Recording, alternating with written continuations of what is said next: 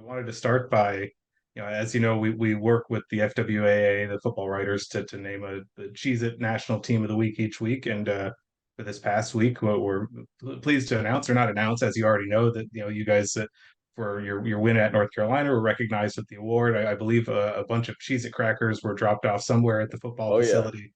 Can you we're assure already me that the delivery make it? the Yeah. delivery made it. We're already enjoying those. I've seen them in several of the staff members' office.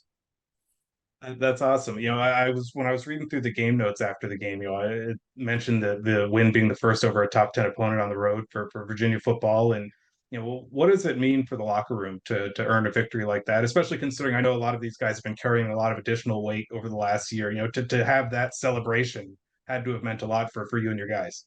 Right. I think there's two components to it. The first is it's our first ACC win, and only the second since I took over as head coach. So to win any game is hard. So there was a gratitude and appreciation and a joy for that. And then an opportunity to have a win of significance, so to speak. They all matter. They're all important, but there's some that may be a little bit more significant. This one here, there's a little bit of history associated with it. So I think the guys were excited about just one. It's a rivalry game. They wanted to lay it on the line for everything at stake in the South's oldest rivalry versus North Carolina. But then to be able to do it over a top 10 team, this is one of significance that they'll be able to kind of carry with them forever. I don't know if a lot of people realize quite the history of the rivalry, and it's 128th meeting I think I'd seen, which is Right. I think second in FCS or FBS history, which is not it's not nothing. There's a lot there, and I assume there's a lot of pride for the community with the team winning as well. Right. No doubt. And again, I wasn't privy to that prior to coming here, but since I took over, it's been well established and made well known the importance of the UNC and Virginia rivalry. Your running game has really been clicking the last couple weeks, especially with the couple 200-yard rushing performances. I know Mike had first three touchdowns for the team on Saturday. What's got your run game moving in the way it is the past couple weeks? Yeah, so throughout the course of the season, I felt like we were close. We would be, one block away, one guy finishing, the back being disciplined with his eyes. We were close. And, we've been giving up a lot of negative yards from a sack perspective that was really hurting our rushing.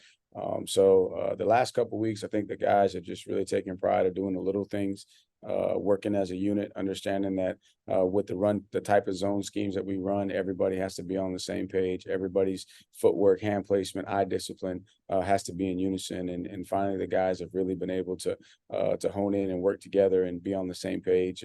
And then there was a lot of dirty runs, as we call it, right? We didn't have as many explosive runs, but we had a lot of very effective runs. And over the course of the game, because of the complementary football, we were able to drive our snap count up, which gave us more opportunities to run, and those dirty yards just added up. You mentioned it, the importance of it being the first ACC win, and that it improves to 1-2 in league play. You've still got the better part of your conference schedule left with five ACC games to go. What's your message as you're getting ready for Miami this week, and then the rest of your schedule down the line? And focus on what we can control, and all we can control is how we attack our preparation each day. If we walk off the practice field feeling like we went 1-0 on the day, if we stack enough of those, then we'll be in position, hopefully in four-quarter games, to have a chance to win several more. And but it's a tough stretch. We got a lot of great teams in the ACC. We're playing some of the top-ranked teams in the ACC, so it's another great challenge for us. Miami is a very, very talented football team. They're about 2 or 3 plays away from being undefeated themselves.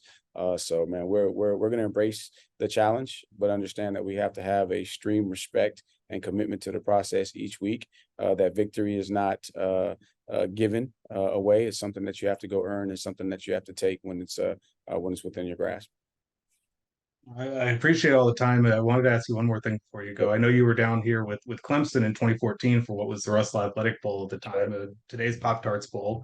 You'd just Right. been named co-offensive coordinator going into that game against Oklahoma, which you guys won handily, and it turned into a pretty good run for Clemson after that. Do you have any memories or anything that stands out from your Yeah, last Orlando Bowl visit? I was scared to death, man. I had no idea what I was doing. Chad Morris had just left to go to SMU as the head coach.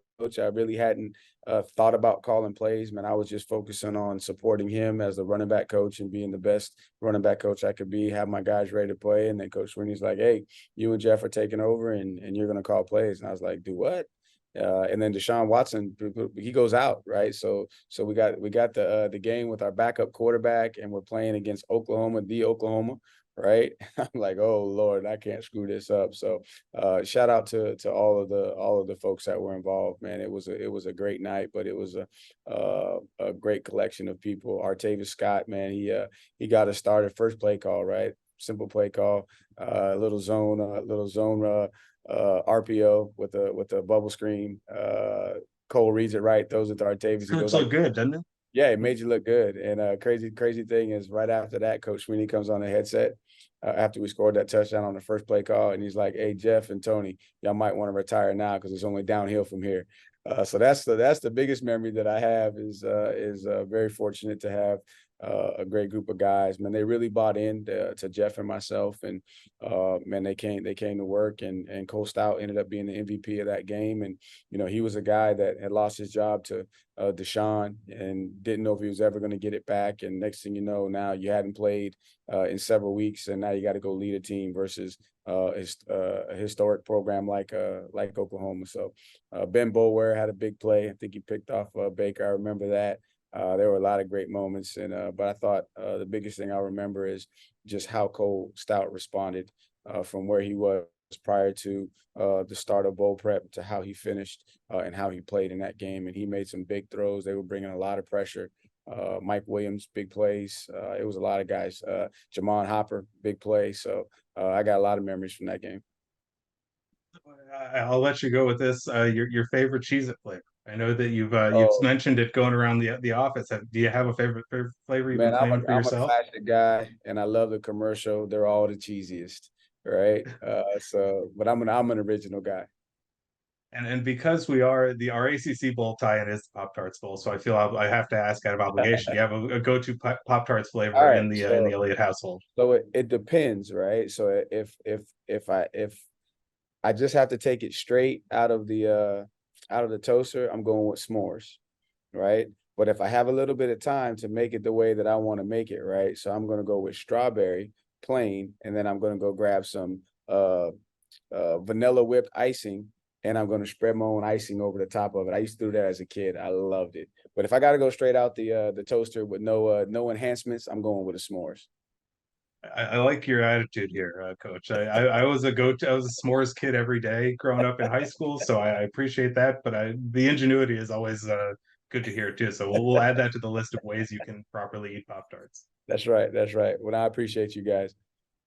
Awesome. Thank you, Coach. Again, congratulations on the win on Cheez It National Team of the Week with the Football Writers Association, and good luck this weekend against Miami. I appreciate it. Thank you, sir.